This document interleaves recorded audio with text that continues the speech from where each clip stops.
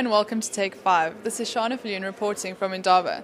With me right now I have Searl from Aquila Game Reserve in Cape Town. Welcome, Searl. Thank you. Searl, you've just got involved with saving the animals on Robben Island. Tell us a bit more about how you've gotten involved in that. About 2 weeks ago I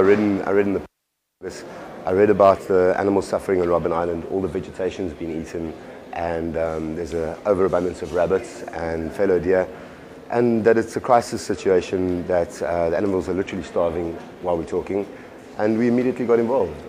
And what exactly have you done? Okay, I heard initially that the animals weren't eating, even if they bought fresh produce. We introduced foods that, little tricks of the trade, for example, sweet potatoes and tomatoes, which are very attractive foods for the animals, and it was very rewarding. I mean, when we started feeding, the moment we put the food in the veld, animals were running from literally from a kilometer away. But we used some other tricks like molasses and brown sugar and stuff like that really are attractive to the animals. We also put a lot of medical blocks in the veld so we can boost condition of the animals. Can you tell us why you chose to get involved in this project? You know, Robben Island's on our doorstep.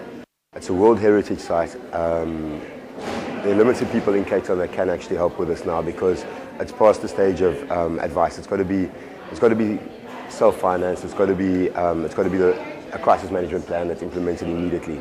If it's successful, which I'm expecting it to be, it'll be hell of a rewarding for me.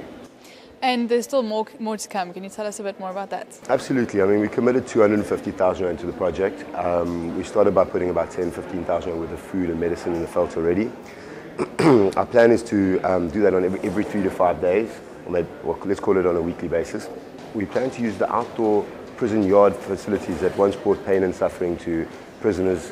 We plan to use those as a sort of a gateway to freedom for the animals. So we can catch them initially, which is what we're going to finance, catching all the animals, putting them in the camps, increasing their condition, de-ticking them, deworming the animals so that they've got more chance of the food being actually nourishing them. And from there, we're going to attempt to get export permits and for the game that's not indigenous and the excess game, rather than a kill solution. We're trying to do a non-violent, non-cull solution, which is, for a place like Robben Island, it's very important that this gets done with no culling option, and that it's, you know, all the prisoners got a get off the island free card. I think the animals deserve it too. Okay, great. Thank you so much for joining us, Searl. Absolute pleasure. Thank you so much for watching. Please join us again soon.